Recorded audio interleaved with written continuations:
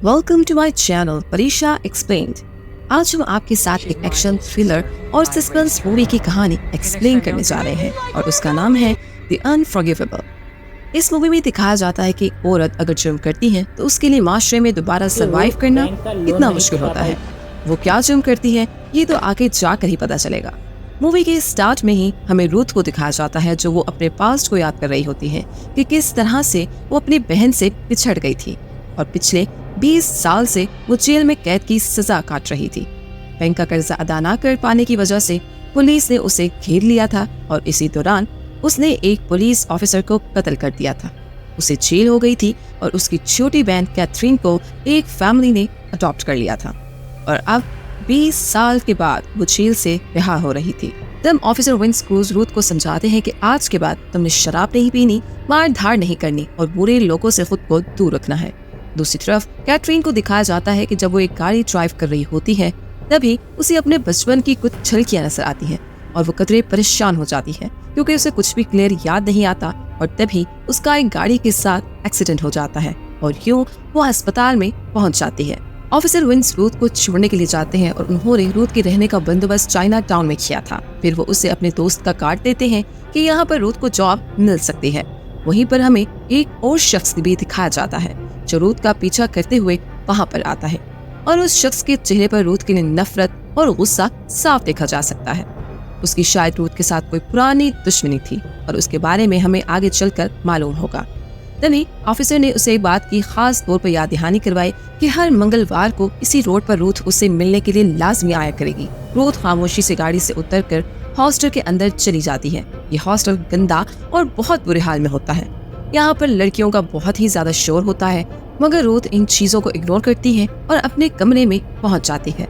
थोड़ा आगे चलकर हमें मालूम होता है कि रूथ का पीछा करने वाले शख्स का नाम कैथ था। वो दरअसल इस पुलिस ऑफिसर का बेटा था जिसका कत्ल रूथ ने कर दिया था और अब वो अपने भाई के साथ मिलकर रूथ को सजा देने का मंसूबा बना रहा था। मगर उसका भाई उसके साथ देने से इनकारी हो जाता है क्योंकि उसके भाई की अपनी एक फैमिली है और वो अपनी फैमिली को कोई दुख नहीं देना चाहता था और ना ही उन्हें अपनी वजह से किसी तकलीफ में डालना चाहता था। कैथरीन के फोस्टर पेरेंट्स को ये बात मालूम होती है कि उसका एक्सीडेंट उसके बचपन की यादों की वजह से हुआ था। उसकी माँ कहती है कि यकीनन कैथरीन ने अपने बहन के लेटर्स पढ़ लिए होंगे और इस वजह से उसका ध्यान बच गया। उन्हें ये बात भी मालूम होती है कि अब रूथ जेल से रिहा हो चुकी है। कैथरीन को अपनी बहन के बारे में कुछ भी याद नहीं होता और ना ही ये लोग उसे कोई बात बताते हैं और उन्हें इस बात का भी खौफ होता है कि कहीं वो अपनी बहन को ढूंढते हुए उन लोगों तक ना पहुंच जाए। फिर हम आगे देखते हैं कि रूथ को एक फोन कॉल आती है जिसमें उसे पुलिस वाले की हत्यारन कहा जाता है। रूथ फौरन से फोन बंद कर देती है और सोच में पड़ जाती है कि ये फोन करने वाला कौन हो सकता है। जब वो कमरे में जाती है तो उसका अपने रूममेट से अपने सामान की तलाशी लेने की वजह से झगड़ा हो जाता है। अब वो उसे वार्न करती है कि वो आइंदा उससे और उसके सामान से दूर रहे। फिर दिखाया जाता है कि रूथ को सोते हुए अपने माजी के कुछ मनाजिर नजर आते हैं और वो उनकी वजह से बेचैन हो जाती है। अगले दिन नूर कारपेंटर की जॉब के लिए वहां पर जाती है मगर तभी उस पर इंकशाफ होता है कि उससे पहले ही उसके माजी के बारे में ये शख्स जान गया था और उसने नौकरी देने से साफ इनकार कर दिया था। और फिर रूथ इस फैक्ट्री में जाती है जहां का उस पुलिस ऑफिसर ने काट दिया था और यहाँ पर रूथ को नौकरी मिल जाती है। रूथ नेट सर्चिंग में अपनी बहन को तलाश करने की बहुत कोशिश करती है मगर महज नाम की वजह से अपनी बहन को ढूंढ नहीं पाती मगर वो हार नहीं मानती, कोशिश करती रहती है। फिर वो उसी पुराने घर में जाती है जहाँ पर वो अपनी बहन के साथ रहती थी। वहाँ पर रहने वाले लॉयर जोन्स की बीवी जब रूथ को देखती है तो अपने शोहर को बाहर रूथ के पास भेज देती है। वो शख्स रूथ को घर के अंदर ले जाता है और तभी रूथ को वो घर देखकर अपनी यादें फिर से ताज़ा हो जाती है और वो उनसे झूठ बोलती है वो यहाँ पर काम करती रही है। मगर पुरानी यादों से घबराकर रूथ घर से बाहर निकल जाती है। तभी जोन्स उसे लिफ्ट देता है। जोन्स एक लॉयर होने की बुनियाद पर लोगों के चेहरे पढ़ने में महारत रखता है। वो रूथ की बातों से जान जाता है कि रूथ उससे झूठ बोल रही है और फिर रूथ उसे सच बताने का फैसला कर लेती है। वो उसे बताती है कि वो इस घर में अपनी बहन के साथ रहती रही है मगर वो अपनी बहन को ढूंढ रही है। उसने जेल से अपनी बहन को बहुत सारे लेटर्स लिखे मगर आज तक उसके किसी भी लेटर का कोई जवाब नहीं आया था। न जाने वो लेटर उसकी बहन तक पहुंचे भी थे या नहीं। मगर तब से जॉन उसे मदद करने का वादा करता है और उसे अपना कार्ड भी देता है। मगर जब जॉन को उसके बारे में हकीकत मालूम होती है तो वो उससे बात करना, उसकी फोन उठाना छोड़ देता है। तभी दूसरे मंजर में दिखाया जाता है कि कैथरीन अपनी बहन एमिली से बात कर रही होती है। तभी एमिली उससे कहती है कि क्या तुम्हारा दिल नहीं चाहता कि तुम उस लड़की के बारे में जानो जो तुम्हारे ख्वाबों में आती है और जिसकी वजह से तुम इस कदर डिस्टर्ब हो जाती हो। तब कैथरीन मुस्कुरा कर कहती है कि मुझे उसके बारे में जानने में कोई दिलचस्पी नहीं है। फिर रूथ एक बिल्डिंग में आती है जहाँ पर कम्युनिटी सेंटर बन रहा होता है। रूथ एक बहुत अच्छी कारपेंटर थी और जब वो जॉब के लिए वहाँ पर आती है तो वो शख्स उसे जॉब पर रखने से इनकार कर देता है, मगर तभी रूथ वहाँ पर लकड़ी की एक फ्रेम को बिल्कुल अच्छी हालत में कर देती है और ये देखकर वो शख्स उससे बहुत मुतासिर होता है और वो उसे जॉब पर रख लेता है। तभी उसकी इंस्पेक्टर विंस से भी मुलाकात होती है और वो उन्हें बताती है कि उसे ये जॉब कैसे मिली। रूथ की फैक्ट्री में ब्लैक नाम का एक आदमी होता है जो उसे पसंद करता है और अक्सर वो रूथ को लिफ्ट भी देता है। रूथ उसके साथ उस शॉप पर आती है जहाँ वो कारपेंटर की जॉब कर रही थी। रूथ को सबसे ज्यादा परेशानी अपनी बहन की होती है और उस दिन वो अपने काम में बहुत ज्यादा मसरूफ होती है। जब भी उसे दरवाजा खुलने की आवाज सुनाई देती है, उसे लगता है कि शायद कोई नुकसान पहुंचाने के लिए आ रहा है। रूथ अचानक से उस पर हमला कर देती है और देखती है कि वो कोई और नहीं बल्कि ब्लैक होता है जो कि फैक्ट्री में उसके साथ काम करता है और उसे पसंद भी करता है। तभी वो रूथ के लिए कुछ चीजें लाया था। फिर हमें ये दिखाया जाता है कि रूथ बार बार जोन्स को कॉल कर रही थी, मगर ना तो उसकी मदद कर रहा था और ना ही उसकी कॉल उठा रहा था। तब उसके एक ऑडियो मैसेज कर देती है जिसमें वो उससे इस बात पर माजरत करती है कि उसे जॉन से अपनी सच्चाई नहीं छुपानी चाहिए थी। रूथ ने अपने काम के लिए लकड़ियां मंगवाई थी। स्टीव भी वहाँ पर पहुंच गया था और वो रूथ के काम में मदद कर रहा था। रूथ इस बात से बेखबर थी कि स्टीव इंस्पेक्टर का बेटा है जिसे रूथ ने कत्ल कर दिया था और ये समझ रही थी कि शायद वो ट्रक ड्राइवर के साथ आया है। तभी बातों बातों में स्टीव रूथ से उसके पेरेंट्स के बारे में पूछता है कि पेरेंट्स के बगैर इंसान की जिंदगी कैसे गुजरती है। रूथ को कहीं जाने पे पहुंचने की जल्दी होती है। वो उसे बताती है कि वो इस दुनिया में नहीं है और रूथ मजीद कहती है कि इंसान को अपने पास्ट के बारे में कभी भी नहीं सोचना चाहिए, उसे हमेशा अपने फ्यूचर पर नजर रखनी चाहिए। ये सुनकर स्टीव को दिल में बहुत गुस्सा आता है और फिर वो वहाँ पर नीचे छुप जाता है। रूथ के जाने के बाद स्टीव ऊपर आकर जब उसके सामान की तलाशी लेता है तो उसे कैथरीन के बचपन की तस्वीर मिलती है और साथ में एक लेटर भी होता है। स्टीव उसकी तस्वीर ले लेता है और फिर अगले सीन में स्टीव को एक बार में दिखाया जाता है कि जहाँ पर उसे पुलिस ऑफिसर मिलता है जो उसे बताता है कि उसे रूथ से दूर रहना चाहिए, मगर उसका भाई कहता है कि तुम नहीं देख रहे कि किस तरह से हमारे बाप का कत्ल करने के बावजूद भी रूथ अच्छी खासी नौकरी कर रही है और अपनी जिंदगी गुजार रही है।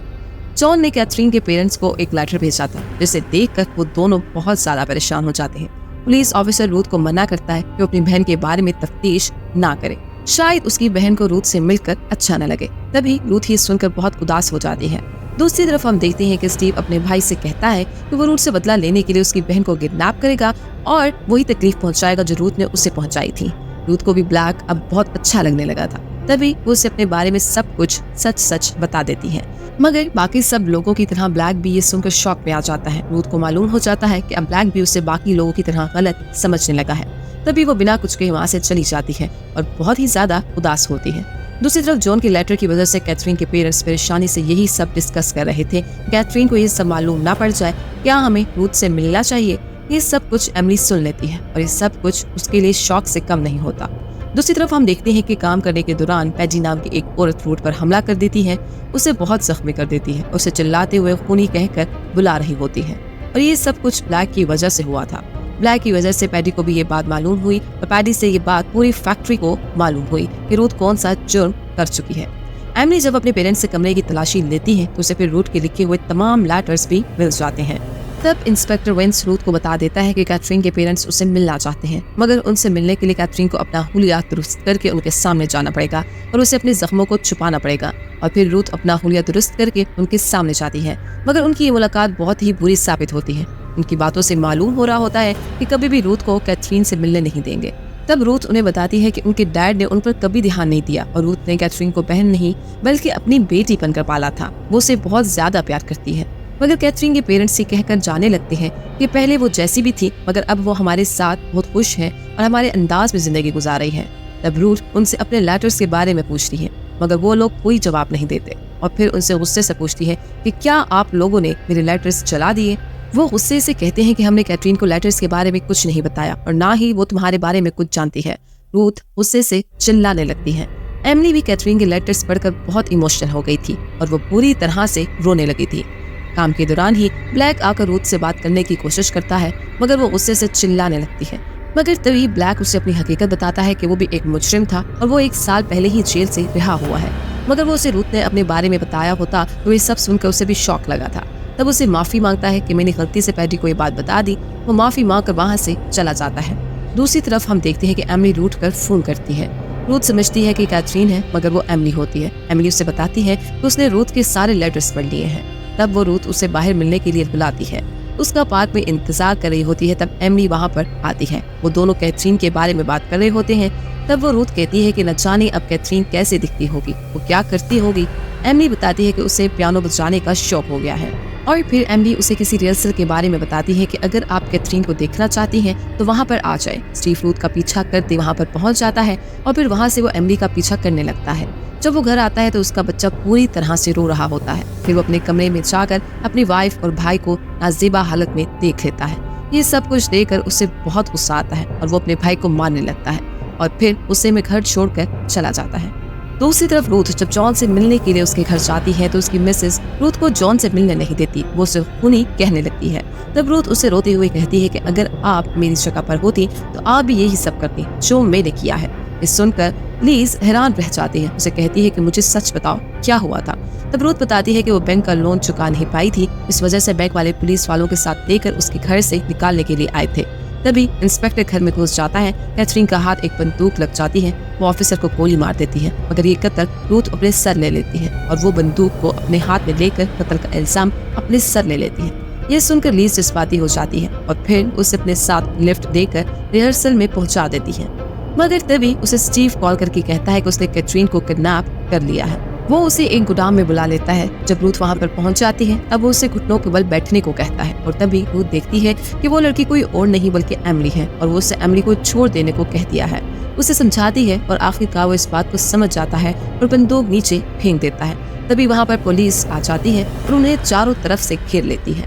पुलिस रूथ को मुजरिम समझकर गिरफ्तार कर लेती है, मगर ऑफिसर उसकी जमानत करवा लेता है। फिर रूथ देखती है कि एमिली के पेरेंट्स के साथ एक और लड़की भी होती है। रूथ ये देखकर पहचान जाती है कि वो लड़की कोई और नहीं बल्कि उसकी छोटी बहन कैथरीन थी। तब वो दोनों गले से लग जाते हैं। तभी उसे बचपन के मनाजिर नजर आने लगते हैं जब अपनी बहन को वो यूं ही गले से लगाती थी और यहीं पे मूवी खत्म हो जाती है। तो आज की कहानी आपको कैसी लगी कमेंट करके जरूर बताइएगा और नेक्स्ट अमेजिंग स्टोरी के लिए सब्सक्राइब कर दें। And thanks for watching this video.